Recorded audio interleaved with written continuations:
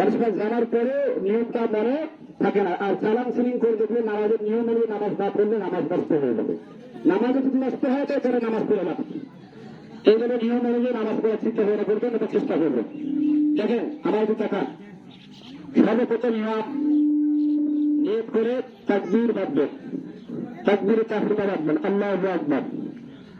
ইমাম সাহেব হাত বাঁধার পরে একটা সানা হবে, সুবহানাকাল্লাহুম্মা বিহামদিকা ওয়া তাবারাকা ইসমুকা ওয়া তাআলা জাদ্দুকা ওয়া লা ইলাহা গায়রুক। হাত বাঁধা অবস্থা আছে, সানা করার পরে তিনটা অতিরিক্ত তাকবীর হবে। আল্লাহু আকবার, হাত ছেড়ে দিবেন, আল্লাহু আকবার, হাতটা ছেড়ে দিবেন। তৃতীয়বার এবার ইমাম সাহেব যখন আল্লাহু আকবার বলে হাতটা বেঁধে দিবেন। বেঁধে নেওয়ার পরে সূরা কিরাত যেভাবে নামাজ পড়ি এই অনুযায়ী নামাজটা আমরা 4 রাকাত নামাজ শেষ করব। দ্বিতীয় রাকাতে উঠে ইমাম সাহেব সূরা কিরাত আগে পড়বে, পড়ার পরে ইমাম সাহেব অতিরিক্ত 3 তাকবীর দিবেন। দেখেন আল্লাহু আকবার একটা, আল্লাহু আকবার দুইটা, হাত ছেড়ে দিবেন, আল্লাহু আকবার তিনটা, হাত ছেড়ে দিবেন। চতুর্থ তাকবীরের সময় রুকুতে যাবেন। ইনশাআল্লাহ এই নিয়ম অনুযায়ী যেন নামাজ আমরা সকলে করতে পারি, কেউ চাউল দিতে তাকাবো না। নামাজ শুরু করে যান ইনশাআল্লাহ।